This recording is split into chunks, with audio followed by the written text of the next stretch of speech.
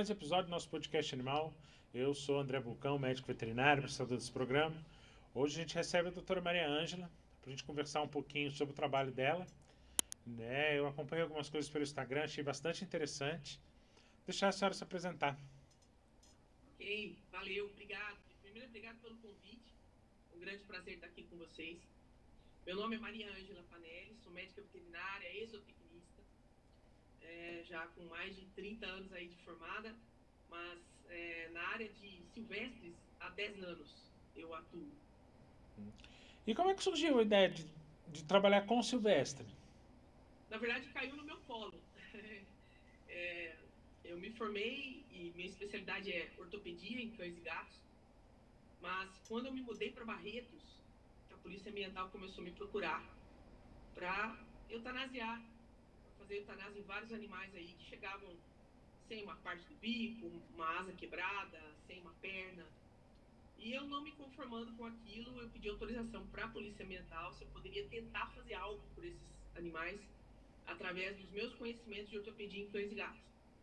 Foi autorizado e deu no que deu, né? Hoje a gente consegue atender muitos animais aí pelo Brasil. É legal. Eu vi que as inúmeras próteses, né? A maioria das vezes é de acrílico, né? Sim, as próteses, várias delas, né? Tem alma de titânio, né? Tem os implantes metálicos de titânio, e que seria o alicerce de toda a prótese, né? E a parte externa, quando é bico, é resina acrílica. E fazer esses moldes é complicado, né? Na verdade, o molde, não faço molde, né? Só Uhum. explicando aqui, porque muita gente me pergunta assim, por exemplo, nas próteses de bico, por que eu não utilizo uma tecnologia moderna como a prótese 3D? Para bicos, eu já utilizei várias vezes, né? Foi meu motivo de não dormir assim por muito tempo para tentar imaginar por que não dava certo. Mas em psitacídeos, uma prótese, uma prótese 3D, uma peça, né? Para você colocar no que sobrou do bico, é muito complicado, porque é uma ave, os psitacídeos de modo geral, que tem uma força muito grande na oclusão. Então você coloca, ela fica bonitinha, só que a prótese 3D que mais durou para mim foram 12 dias, em arara, em maritaca. Com o tempo, eles vão fazendo tanta força que ela vai se soltando. E aí nós lançamos mão, né, depois de muito trabalho, de muitos testes, de um outro tipo de implante, que eu chamo de prótese moldada in loco, onde eu faço a apreensão, né, o alicerce da prótese com os pinos, tela de titânio, parafuso de titânio, e depois recubro no local, eu faço uma moldagem in loco, a resina. Né? Depois que ela se cura, eu faço toda a moldagem dela com uma fresa. E aí você consegue dar o formato. Sim. Não é só o formato, né? O formato é o menos importante aí. Consegue Tá fazer certo? com que ela fique bem adaptada ao animal, né? Porque acaba cada uma delas é individual. Sim, e é importante falar aqui, já que você está me dando essa oportunidade, é, hoje você abrindo qualquer rede, qualquer site de busca, se você colocar prótese de bico em ave, você vai encontrar próteses maravilhosas. E você fala assim, bom, não dá nem para saber qual é a prótese, qual é o real. Só que tem que fazer uma pergunta, né, para essas próteses, para esses autores. Quanto tempo essa prótese durou e se realmente ela conferiu conforto para a ave? Porque fazer a prótese e postar é muito simples. Agora, será que ela durou? Será que a ave consegue fazer os dois estágios, né? Toda ave, ela tem o estágio de apreensão do alimento, é bico com bico, tá? E maceração do alimento, que tem um barrete aqui, ó, do lado interno da rinoteca, que é o bico superior. Se não tiver esse barrete, ela não consegue quebrar as sementes. Então, infelizmente, poucas pessoas se atentam para isso e acabam fazendo próteses apenas bonitas, mas não confortáveis, não Acaba ficando mais usuais. estético do que funcional, né? Exatamente, é isso aí. E aí você não consegue dar um conforto para o animal. Perfeito. Tem casos que o animal sem a prótese vive melhor do que com uma prótese mal feita. É porque a prótese mal feita ele não vai conseguir se alimentar, ele não vai ter o Vai ter conforto. dor, É, né? Vai ter dor. acaba que fica. Ele, pelo que eu vi nos vídeos, no Instagram e tudo, eles ficam muito confortáveis, como se tivesse nascido com aquilo. A ave ela é muito rápida na adaptação, mesmo porque o bico é como se fossem as nossas mãos, né? Para elas. Vamos fazer um comparativo.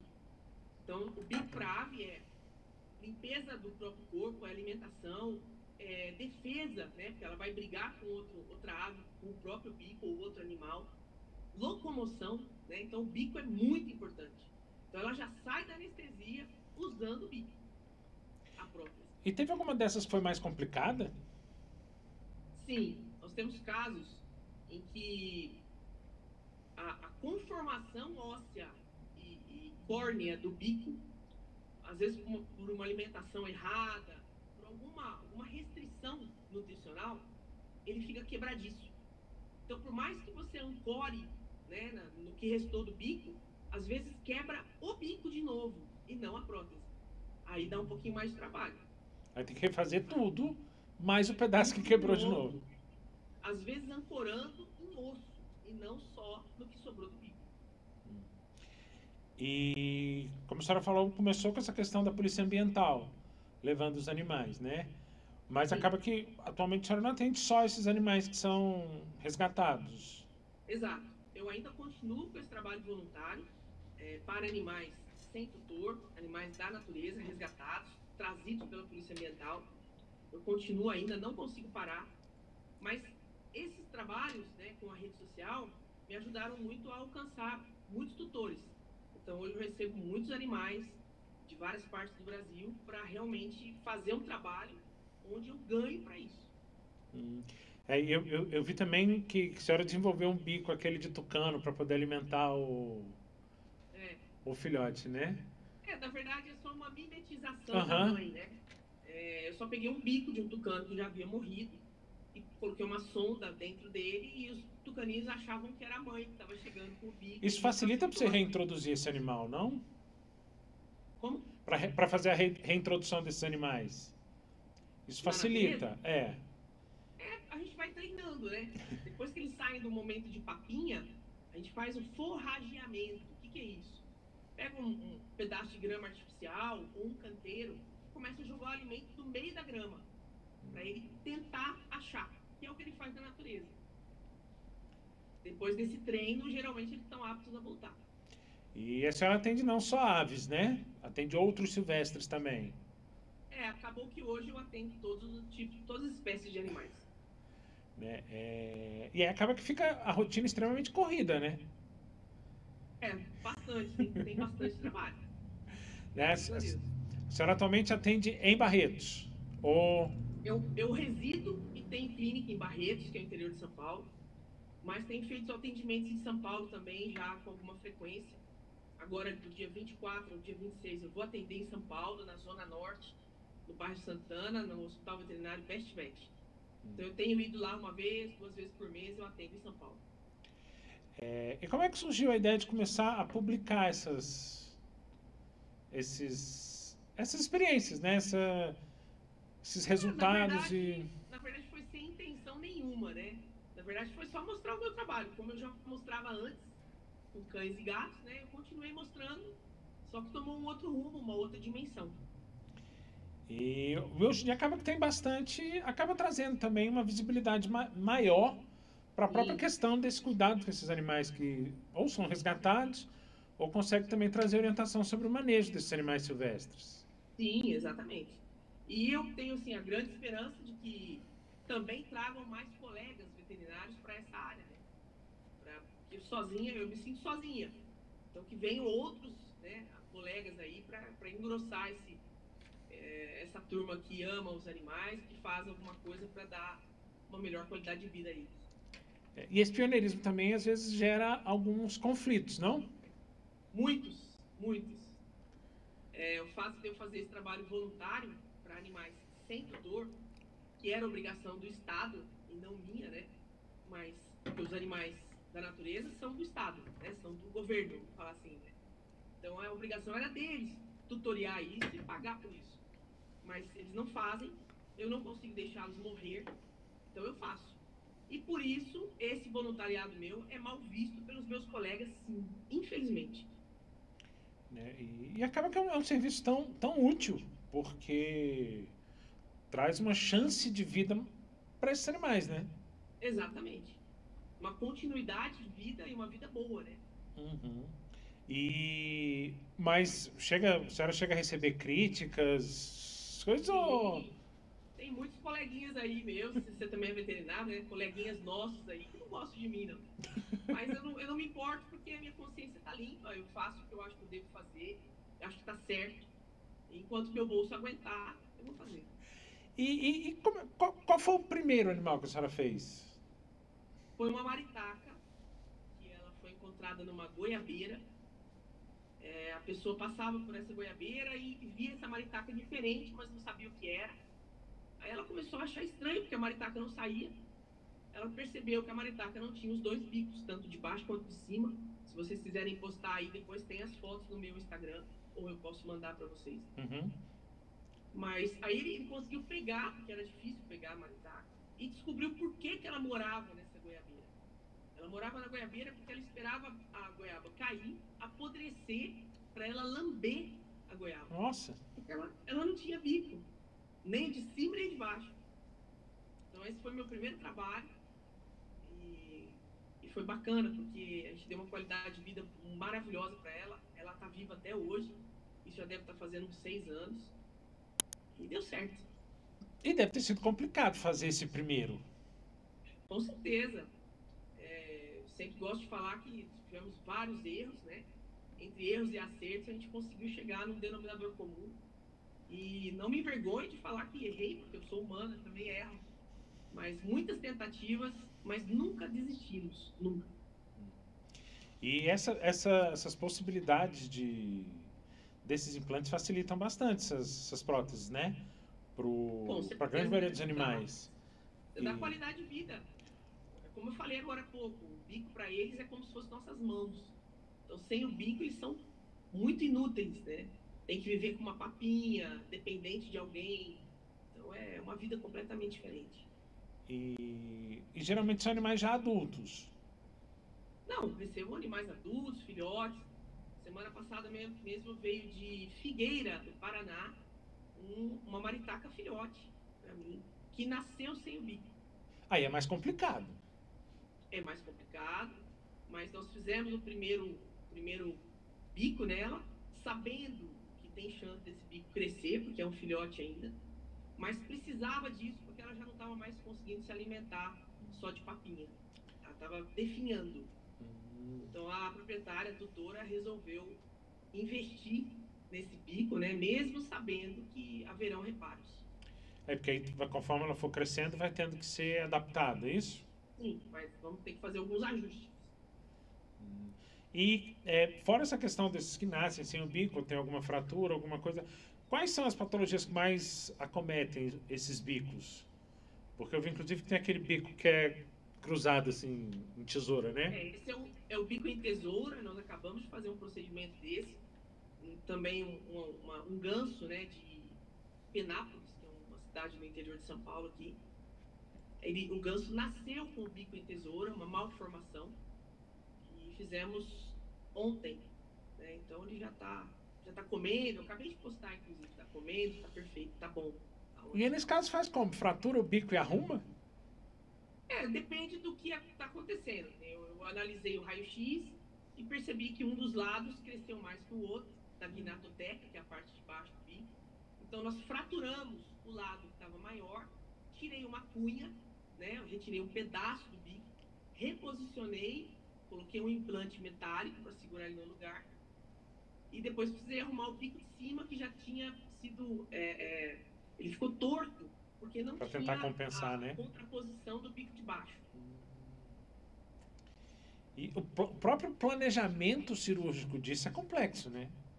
A gente tem que sentar um pouquinho, ver raio-x, ver a parte clínica do animal, para saber como a gente vai agir.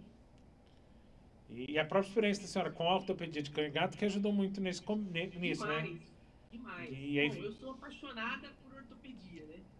E acabou que caíram na minha mão várias espécies, então a gente tem que migrar, né, para técnicas parecidas, mas adaptando para cada espécie, para cada espessura de osso. Então eu gosto disso, é um desafio para mim, eu adoro desafios. E facilita muito também a questão de que a senhora falou que já está formada há mais de 30 anos, né? Sim. Eu, esse ano, fez 20 anos. Era uma veterinária completamente diferente. Totalmente. A gente acabava sendo mais generalista do que especialista. Sim. E como é que a senhora vê essa questão? Porque eu não sei aí, mas aqui em Brasília a gente tem muita questão de que se especializou demais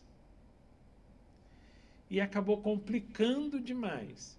Porque tem a galera que só sabe fazer aquilo. Como é que a senhora vê essa questão? Eu vou te falar, lógico, infelizmente pela minha idade, né? Eu não concordo muito de ser apenas especialista numa coisa. Eu acho que a gente tem que agir de forma, vamos falar, das antigas, né? Eu sou assim, né? Eu me especializei em ortopedia, mas eu não deixo de atender nenhum animal, e por experiência, né? Porque acabam surgindo muitos, então eu acabo tendo experiência e conseguindo atender vários tipos de problemas em várias espécies. É porque logo assim que eu comecei a trabalhar, eu trabalhei aqui em Brasília num local que a gente tem uma área rural, ainda era muito rural na época, hoje em dia já está... Então eu lembro de ter atendido periquito, coelho, cavalo, o que aparecia a gente ia pelo menos resolvendo de imediato. Sim. Depois encaminha para... Sim. Né? E aí, e por aí? Meio assim também no começo? Aqui no interior, aqui em Barretos, a gente já sente um pouquinho da especialidade chegando, né? Dos veterinários especialistas só em uma coisa, mas ainda no interior nós temos muitos animais generalistas, né? Ou vamos falar assim, clínico e cirurgião geral, né? Que é o meu caso. E isso facilita até também para esses planejamentos, né? Porque a senhora tem uma ampla noção. Por fora a própria experiência adquirida ao longo desse tempo, né? Sim, com certeza. E a casuística aí maior são das aves, mas se não me falha a memória, acho que eu vi no Instagram também teve uma tartaruga. Tem, a casuística maior são aves, mas aqui surge de tudo, né? Lagarto teiu, jabutis, os felinos, né? Os grandes e pequenos felinos, onça, jaguatirica, macacos, várias espécies de macacos, tamanduá-bandeira, tamanduá-mirim, coati, eu não consigo nem te falar, já apareceu muita coisa. E esses são mais complicados, né? De manejo em si. Um animal bravio, né? A gente já tem que ter toda uma outra técnica para poder fazer qualquer tipo de abordagem. Né? Porque na maioria das vezes são resgatados da polícia ambiental. Sim. Então são animais que não têm o hábito do manuseio, do manejo e aí acaba ficando mais complicado, né? Com certeza. Há pouco tempo eu recebi um lobo-guará. Ele ficou preso numa armadilha para porco do mato. Então uma armadilha de laço, de cabo de aço, de laço, né? Uhum. Ela foi comer, era uma fêmea, ela foi comer alguma coisa que puseram ali para pegar porco, e a armadilha pegou o braço dela, pegou o radiuna aqui, e praticamente chegou no osso. Ela ficou uma semana ali com miíase, até que chamaram a polícia ambiental e veio para mim. Aí nós conseguimos não amputar o braço dela, mas foi bem difícil, porque cada ação nossa, né, para fazer um curativo, tem que ser sedado, não tem jeito. E acaba que também é um pouco mais complicado para o próprio animal, né? Tem que ser sedado praticamente todo dia. Obviamente a gente dá um prazo aí. Nós fazemos de 3 em 3 dias para diminuir, né, o suprimento aí de anestésico no fígado. Mas acaba sendo um risco, né? Sim, com certeza. Mas ou faz isso ou deixa morrer, né? Eu sei porque eu fiz meu estágio final em Jabuticabal, na Unesp. E a gente tinha alguns casos de animais que vinham de fazendas e tudo, que a gente acabava tendo que sedar também, porque eram animais que era praticamente impossível mexer. Sim. Obviamente é muito diferente de um animal desses resgatados da polícia ambiental, mas também é complicado. E existem muitos casos da polícia ambiental resgatar esses animais, a população chama bastante. Chama. A população chama bastante mesmo. E a polícia ambiental, ela pega um raio grande aqui. Ela pega Barretos e um raio assim, de 100 quilômetros é dela. Então, ela pega todas as cidades vizinhas num raio de 100 quilômetros. É bastante. Mas a população também já está mais consciente dessa necessidade de chamar a polícia ambiental, ou não? Tá começando, né? Ainda falta muito. Sempre me aparecem aquelas pérolas, né? A pessoa resgata uma coruja, filhotinho de coruja, acha bonito. A pessoa tem coração bom, veja bem, não é uma crítica, mas é só um alerta, né? Então a pessoa fala, eu vou ficar com essa corujinha tão bonitinha, diferente. Começa a cuidar, daí uma semana a corujinha começa a ficar ruim, aí procura ajuda, geralmente vem para mim, ou através da polícia ambiental, ou esse munícipe mesmo traz para mim. Aí a primeira pergunta que a gente faz, né, o que você estava dando para a coruja? Aí estava dando papinha de fubá.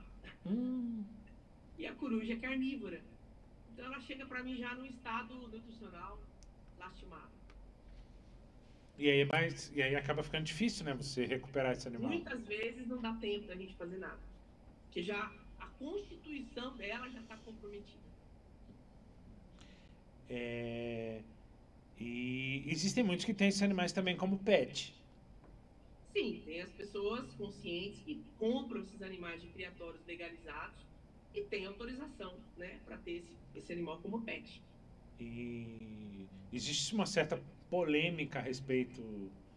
Tem uma galera que é meio contra, O que a senhora acha dessa questão de se ter um pet silvestre? Se ele veio de um criatório legalizado, ele já é domesticado, vou falar assim, né? Então eu não vejo problema. De forma legal, eu não vejo problema. Agora, tirar um animal da natureza, tirar um papagaio do ninho, uma maritaca do ninho, aí eu já acho que é complicado. Porque esse animal é bravio, é silvestre, ele tem que estar na natureza. E aí aparece muita cobra, essas coisas também, para atendimento? Sim, ou não? muitas serpentes. Há pouco tempo nós pegamos uma jiboia que levou muitas pauladas na cabeça, ele fraturou vários ossos do crânio, mas nós conseguimos resolver alguns procedimentos e ela foi solta. É porque alguns animais acabam chegando também em função da própria, vamos dizer assim, ignorância de quem avista esse animal. Né? Como a senhora falou, essa aí tomou um monte de paulada. Né? Onça também é um que o povo adora dar uns tiros. Exatamente. Esse cachorro do mato, né? A gente sofre muito na mão do ser humano. E como é que a senhora acha que poderia se conscientizar esse pessoal para, em vez de fazer algo nesse sentido, chamar a polícia ambiental ou...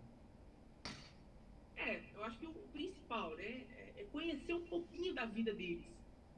Porque é muito fácil julgar. Por exemplo, um adolescente de onça parda, que é o que mais tem aqui na minha região. A hora que ele sai da adolescência, né, para virar adulto, a mãe tira ele do bando, porque senão ele vai cobrir a própria mãe. Né? É uma questão normal. Quando ele é tirado da mãe, ele está acostumado a ser alimentado pela mãe. A mãe vai lá, caça e traz comida para ele. Então ele começa a se sentir desesperado de fome. O que ele faz? Ele vem para perto da cidade, vem para as chácaras, vem para os condomínios, que lá ele vai encontrar um gato, vai encontrar um cachorro, uma ave. É uma presa mais fácil para ele, que está aprendendo a viver, está aprendendo a caçar. Então não é maldade dele, é simplesmente fome. Né? Então a gente tem que realmente chamar os órgãos competentes, Corpo de Bombeiros, Polícia Ambiental, IBAMA, para capturar esse animal, para que ele seja recolocado no ambiente correto. Porque acaba que são presas fáceis, né? Algo que não está nem acostumado com a presença dele, então até para ele pegar é mais fácil. Sim, com Com certeza. E já está preso, né? Está dentro de uma casa, dentro de um viveiro, está bem mais fácil. E a Polícia Ambiental aí trabalha muito, como a senhora falou, é uma área extensa, Sim. né? E o batalhão deve ter um contingente razoável para conseguir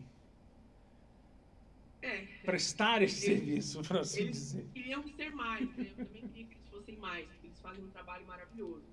Mas não é tão grande assim o contingente. E muito pior que isso, eles não têm equipamentos, mínimo de equipamentos, que não é culpa deles, né? Isso é uma coisa que vem de cima, mas eles não têm o mínimo de equipamentos para poder fazer um resgate seguro. É porque aqui em Brasília a gente começou a ter alguns casos de tamanduá entrando dentro das casas. Eu tenho um conhecido que é da Polícia Ambiental, ele está fazendo faculdade de veterinária também, e outro dia ele postou um vídeo um ouriço que entrou dentro de uma casa. E é um risco considerável. Né? Desde que se conheça a natureza do ouriço, não é tão arriscado assim, né? Já que você me deu a deixa, você sabe disso, mas eu estou falando aqui para quem está nos ouvindo, o ouriço ele não lança os espinhos, como todos pensam, né? Então, ele é um bichinho tranquilo, sabe? Bem tranquilo. Então, se você não colocar ele em risco, ele não vai destacar, só vai sair os espinhos quando a boca do cachorro ou a nossa mão bate com força. Aí os espinhos se destacam e acabam nos perfurando os cães, mas não lançam os espinhos. Eles são animais bem tranquilos. Até porque ia ficar muito engraçado se ele atirasse aqueles espinhos. Mas é o que a maioria pensa. É o que a maioria pensa. Nossa, ele vai jogar espinho, cuidado. É um gatilho em cada espinho ali para poder disparar aquilo. Mas, e o tamanduá também é complicado, né? Porque quando ele levanta para atacar, a garra a garra é muito forte, né? Então, é aquilo que eu te falo. Pra gente ficar tranquilo, teria que conhecer um pouquinho da vidinha de cada um. Eu até falo, né? Tem muita gente, quando eu posto eu com alguma serpente, alguma cobra, a pessoa fala, não, agora não. Eu gosto muito de você, mas com cobra não, eu detesto cobra. Ela nunca vai te atacar, a não ser que você invada o espaço dela. Por que a maioria das cobras picam as canelas, os pés? Porque a gente pisa nela. Quando você pisa, ela tem uma reação, ela está agindo com uma ação sua. Você pisou sem querer, ela vai tentar se defender. É mecanismo de defesa. É defesa. Até porque ela não vai gastar, por exemplo, um veneno com... Não, ela não vai sair correndo atrás da gente. E muita gente acha que vai, né? Mas não vai. E aí acaba que nessa desinformação que acaba machucando esses animais. Exatamente. Não, tem que matar, vai machucar alguém. Então seria maravilhoso se a gente pudesse fazer mais conscientização. Por isso que eu sonho em ter mais profissionais veterinários falando a mesma língua. Porque aí eu sozinha vou fazer muito pouco, né, em relação à conscientização. Eu faço muitos vídeos, mas é muito pouco ainda. É porque esse trabalho de conservação é que é o mais complicado, né? Você conseguir convencer de que, na verdade, a gente é que está começando a entrar no ambiente deles. Exatamente. Porque está tendo um crescimento populacional meio que desordenado e a gente está invadindo os espaços deles. E eles precisam buscar esse espaço, né? Sim. As aves mesmo, né? Porque a gente tem muita fratura, muita fratura de bico, fratura de asa. Elas faziam um caminho e, de repente, no meio do caminho surgiu um condomínio, né? Com as paredes de vidro. Aí elas se chocam, porque elas estavam acostumadas com aquele corredor. Então, a gente está invadindo. Aqui em Brasília a gente chegou a ter um problema com um prédio público aqui, que eles fizeram todo espelhado. Então era um tal de bateção de ave nesses... Imagina. Porque é um prédio alto, então... Sim. Pegava vários traços, né? Vários tipos de aves. Aí eles começaram a fazer assim, deixar algumas janelas abertas para poder diminuir, mas mesmo assim ainda tem muito incidente. Eu imagino. Né? Mas dessas próteses, mais complicados são nas aves, isso que eu falei, teve essa da tartaruga que eu vi, que a senhora colocou uma rodinha, Esse jabuti, eu já coloquei roda em alguns, mas o mais grave foi um que um caminhão atropelou, e o caminhão que vinha atrás viu, o da frente nem viu, né? Parou, pegou ela, trouxe aqui para Barretos e acabou me encontrando. Ela teve fratura de casco e fratura de coluna lombar. Então ela não mexia mais as patinhas de trás, mas estava super bem. Então nós colocamos as rodinhas, adaptamos as rodinhas e ela está rodando por aí até hoje. Mas fratura de casco é bem complicado, né? De se resolver. Ou não? Depende do tamanho da fratura. Por exemplo, se for uma fratura que não adentre a cavidade, é mais tranquilo. A gente corrige fazendo uma sutura ali com fio metálico, né? E depois recobrindo com resina acrílica. Já quando você tem adentração aí das partes moles, a gente tem que proteger as partes moles com uma tela, né? Para que essa resina não colabe a respiração. Porque se você colabar, ela não consegue ter compartimento respiratório pleno, né? Mas dá para fazer, já fizemos algumas. E deve ser bastante gratificante o resultado. Muito. Eu acho que é esse resultado aí que me motiva a nunca parar de fazer esse trabalho voluntário que eu faço. Mesmo com a crítica dos meus queridos colegas. O povo para reclamar é bom, mas para ajudar é meio difícil. Exatamente. Né? Porque eles não conseguem entender a questão do auxílio que é para esse animal, que muito provavelmente ia via óbito, e poder ter uma sobrevida. Eu acho que, na verdade, eu tenho que falar isso aqui, mas eu sempre uso esse termo. O problema comigo é que antes de ser veterinária, antes de ser zootecnista, eu realmente amo os bichos. Aí depois eu sou veterinário. Então, isso me ajuda muito, porque eu vejo um outro lado antes. Né? E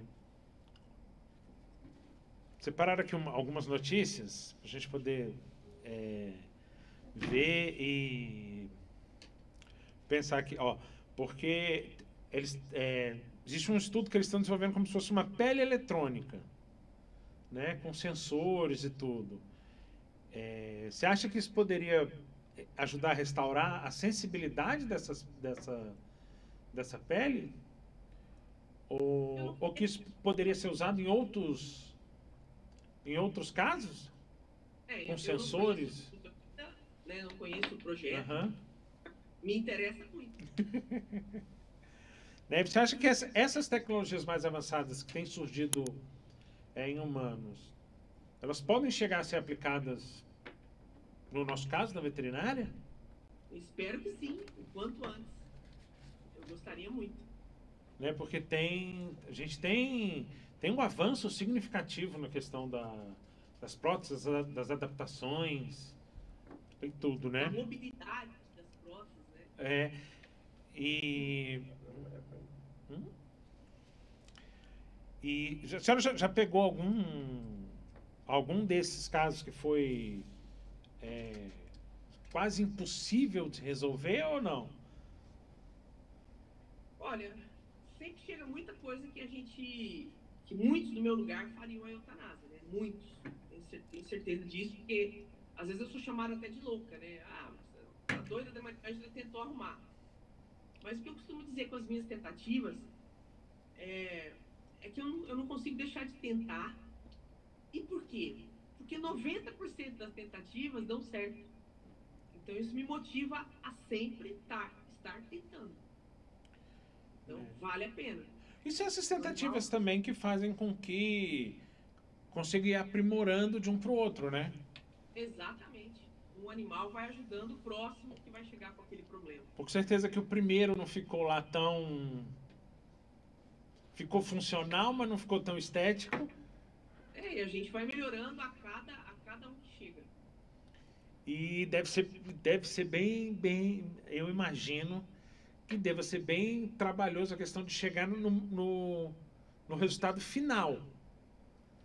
Porque cada animal tem a sua particularidade. Sim. Né? E aí você chegar naquele resultado final é mais complicado, né? Você tem que levar em conta tudo, né? Se é uma ave carnívora, se é uma ave frugívora, tudo isso vai influenciar na força do bico, no que você vai ter que preparar ali para fazer a maceração ou não, né, desse alimento. Então, realmente a gente tem que conhecer um pouquinho não, bastante, né, da vida dessa espécie para poder fazer um resultado final o mais interessante e maravilhoso possível para essa ave. E a adaptação pós-implante? Você não falou que as aves se adaptam rápido. Muito rápido. Mas o peso acaba ficando diferente, não? Não. É muito pouco, né? Porque o titânio não é um metal pesado. Uhum. E a resina também. Então, eu nunca percebi alguma coisa em relação a peso. Eu percebo que elas acordam e já querem usar o bico. Porque a minha prática é mais com pequenos. Sim. Né? E eu imagino, porque, pelo menos assim, visualmente, tem-se a ideia de que ela é pesada. As próteses? O acrílico é. Não, mas não é não. É porque a quantidade também é pouca, né? Deve ser um pouquinho mais pesado, mas não chega a ser incômodo. E aí leva uma média de quanto tempo para elas se adaptarem? É imediato. É mesmo? Acordou da anestesia, eu tenho vídeos do meu Insta. Acordou da anestesia, já tá usando o bico para subir na gaiola, já tá tentando comer alguma coisa, eles são muito rápidos. E as próteses de perna, então, em aves, elas são muito rápidas, mas tem um motivo. Elas são bípedes. Se colocar uma prótese num cachorro ou num gato, depois de um tempo que ele foi amputado, ele provavelmente não vai querer usar essa prótese. Porque os quadrúpedes conseguem andar bem em 3 patas. Então ele acha que aquilo lá é um incômodo, ele começa a tirar a prótese. Já um animal bípede, ele precisa da outra perna. Então ele já sai usando de imediato. É muito interessante. E dá uma qualidade de vida para esses animais absurda, Total. né? Total. Porque como a senhora comentou, essa que nasceu sem o bico, se alimentava da goiaba podre, quando ela pôde voltar a comer normal, deve ter sido... Fantástico, né? E ela começa também a um ganho de peso, começa a ter uma... Sim. Ficar muito mais saudável, né? Com certeza. É outra vida. Nós temos a história do melancia também, uma maritaca, perto de Americana. Ela foi encontrada por um munícipe da região sem os 2 pés. Um pouco acima do metatarso, sem os 2. Aí a pessoa entregou numa instituição, num zoológico, não sei onde foi. Eu não posso nem falar o nome do local. E o local, né, a pessoa recebeu, a pessoa falou, vocês vão cuidar? Falou, vamos, pode ir embora. Aí a pessoa virou as costas, o profissional virou e falou assim, ó, pode sacrificar. Porque não tinha o que fazer, não é culpa dele. Sim. Ele não tem recurso. Aí uma estagiária estava lá, pediu para ficar com ele, ficou com dó dele. Ele foi concedida, né, o fiel depositário para ela, e ela me procurou, nós colocamos 2 próteses, o melancia faz sucesso hoje no mundo todo. E como falei, né, deve ser bastante gratificante nesses casos, né? Muito. Porque você vê uma possibilidade de um animal viver. Na verdade, não é nem uma sobrevida, é viver. Sim. Né? O melancia mesmo, os vídeos mais impactantes dele, ele andando no carpete de madeira, então ele faz toque, toque, toque, toque, toque. Tem 2 próteses. Mas ele voa, ele é livre dentro de casa, ele tem uma vida maravilhosa.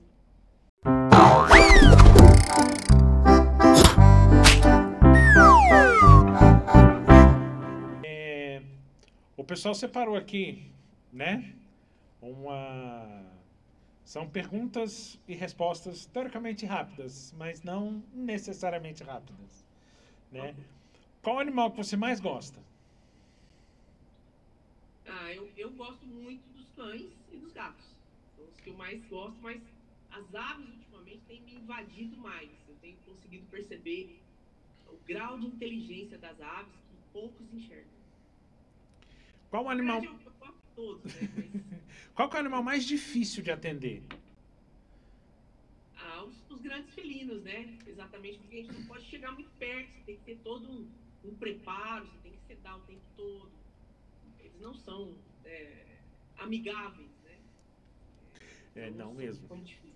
São difíceis. Eu lembro que uma vez eu atendi tava de plantão, e aí o pessoal do Nex, que é aqui perto que eles têm um trabalho com Eu onças, fui esse, né? chegou pra mim essa oncinha de 15 dias. Com. Acho que ela teve uma insolação. Pra canular ela, ela já vinha querendo morder meu dedo. E a bichinha tinha 15 dias. Desse tamanhozinho. Não era. Tá certo, era do tamanho de um gato adulto. É instintivo. Né? Ah, qual animal você seria? Eu acho que seria um cachorro, com certeza. Se pudesse ter alguma característica de algum animal, qual que seria essa característica? O voo das aves. Um filme, desenho ou série que tem algum animal que você goste? Pantera cor-de-rosa. É legal, isso é legal. Eu adoro. Tem algum animal que você tem medo? Não. Eu acho que eu tenho respeito. Eu não chamo de medo, mas eu tenho respeito. O que você gosta de fazer no tempo livre? Beach tênis, quando é possível, né? Uma praia, ou esquiar. Gosto muito. E qual é a melhor parte de trabalhar com os animais? É a convivência com eles. É olhar no olho e entender o que eles estão querendo te passar. Onde está doendo, o medo que eles estão sentindo, e a gente tentar se conectar ali para ele não ficar tão assustado, para ele entender um pouquinho que a gente está tentando só ajudar. Eu acho que é essa telepatia. É muito bom. E qual é a parte mais gratificante em realizar a prótese nesses animais? É ver o resultado e fazer com que ele tenha uma vida confortável. E que eu evitei uma eutanásia.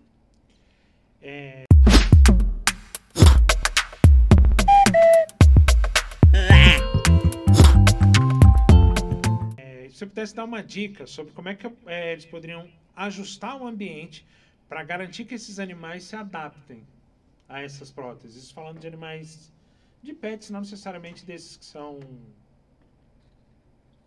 Não, foi bom você falar isso, é só uma parêntese. Qualquer animal silvestre que recebe qualquer tipo de implante... Ele passa a ter que ficar domiciliado, ele já não pode mais ser solto. Ele não vai para a natureza. Domiciliado, né, não, se ele for silvestre, ele não domiciliado, ele vai para uma ONG. Não, sim, eu digo que ele vai ficar restrito. Ele não vai voltar à vida livre. E por quê? Né? Porque ele vai colocar em risco a vida de um possível predador. É verdade. Porque não vai digerir aquela... Exatamente. Né? E desse dar uma dica para ajustar o ambiente. Desculpe, que repete. Para ajustar o ambiente para esse animal. Você tem que fazer os ajustes. Por exemplo, melancia, a Maritá, que mora lá perto de Americana. A proprietária, ela sabe que ele não pode escalar uma gaiola, então ela fez vários andares em EVA na gaiola, com rampa, né, para ele poder subir na gaiola onde ele quiser. Ele não vai escalar, ele não tem os dedinhos, tem só os pés de prótese. Mas ela adaptou para ele poder subir onde ele quiser de EVA. Legal. Né, eu queria agradecer.